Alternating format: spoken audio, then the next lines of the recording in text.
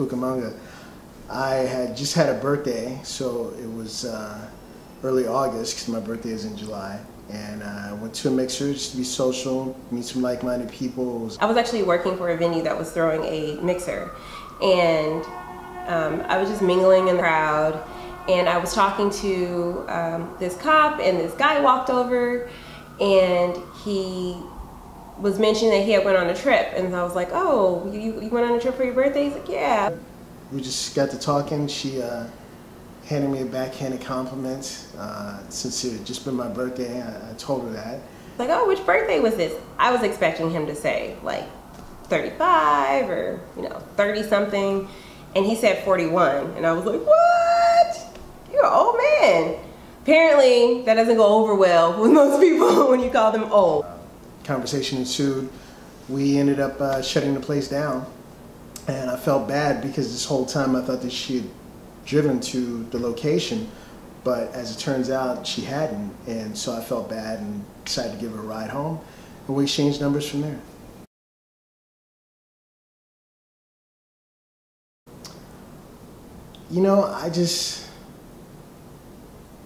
That's complicated and I guess easy at the same time. She has a wonderful heart, a wonderful mind.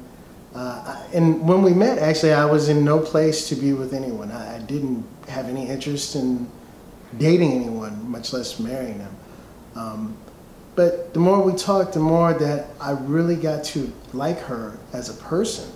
I felt like I could trust her with any and everything. And, this is just rare to find somebody like that. He never went back on a promise. He never went back on his word. I'm a person who follows my word. If I say I'm going to do something, I basically break every barrier I can possibly break, even if it's for personal loss, to make sure that I follow through with my word.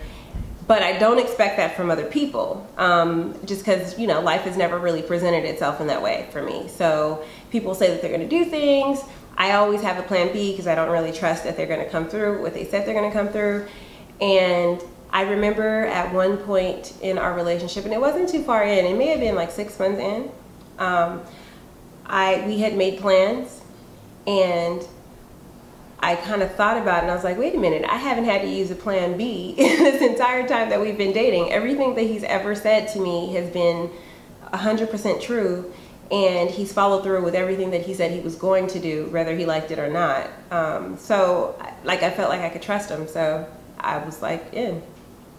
Once I found that, and once it lasted, because a lot of times people step up with the representatives, and the representatives are like that for a couple months or so, and then after a while they turn into who they really are. That's who she really is. And after months, close to a year, maybe a little over a year of spending time with her, I saw that that's how she was, and I just couldn't take the chance of letting something like that slip through my fingers. We box it out like Floyd and Manny, Usually it's not that hard to resolve issues because it's basically like who cares more. We're both lax people in a lot of ways, and we're not really, we're particular about the things we're particular about, and the stuff we're not particular about, we're not particular, so it doesn't matter. So usually one will give a pass or the other will give a pass. Usually what we do, because we don't have too many disagreements, but when we do have them, we talk them out, and it usually starts off sane and rational. And then usually I start yelling because I feel like I'm not being understood or heard.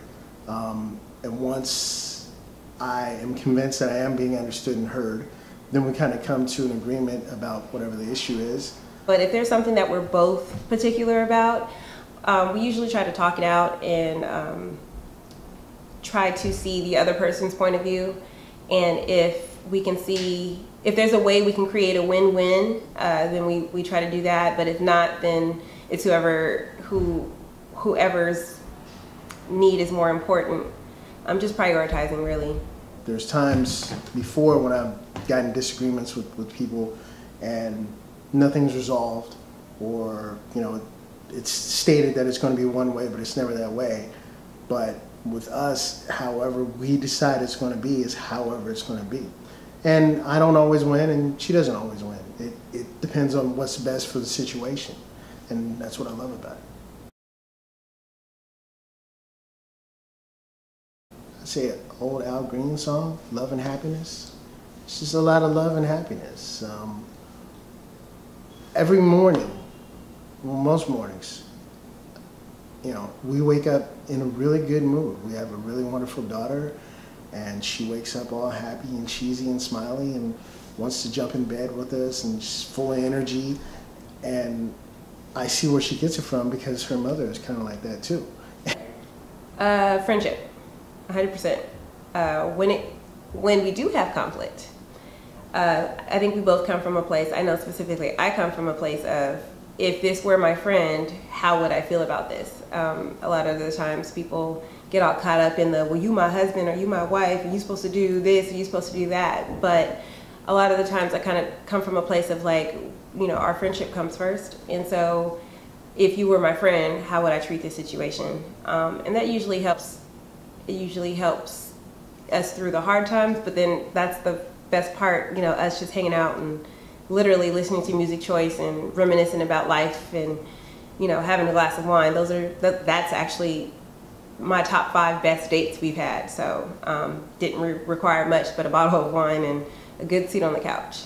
When you have, people who are like that are in your life, it makes the whole household and the whole relationship and just everything just gel. It's really easy, really easy.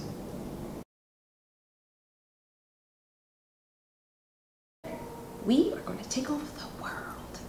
We're trying to run the world.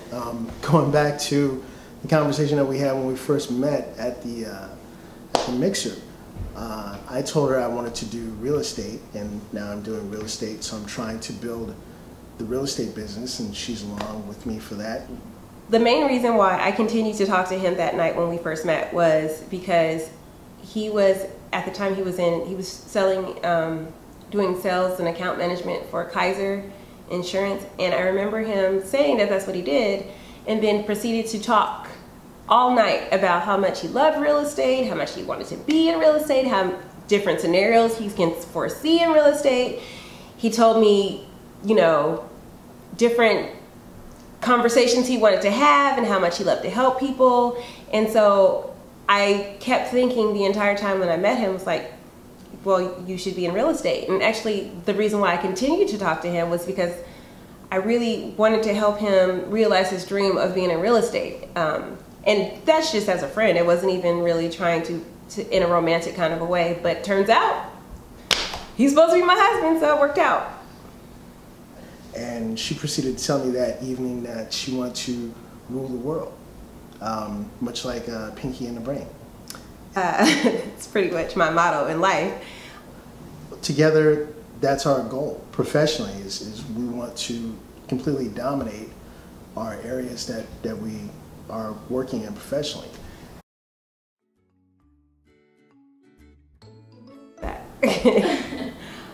What would I like to know? I would like to know what goes through his head when he hits me with that silent nod. That.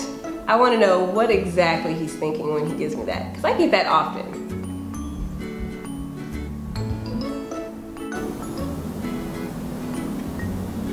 Oh, I know quite a bit. although you marry somebody, you'd hope you know most of everything that there is to know about them. I guess I would say I like to see her perform more, because I've seen her sing kind of halfway, but I want to see her just go for it like she's on American Idol. Just kind of like, all right, it's your shot, kid, go. And just have her go out like that, because she's very entertaining. She's bubbly, wonderful personality, but for some reason when she gets up on stage to actually sing something, it's like, so I want to see if she's really got some chops to sing, because if she could do that, that's it. I'm not going anywhere. I'm in this for life. As if I'm not already.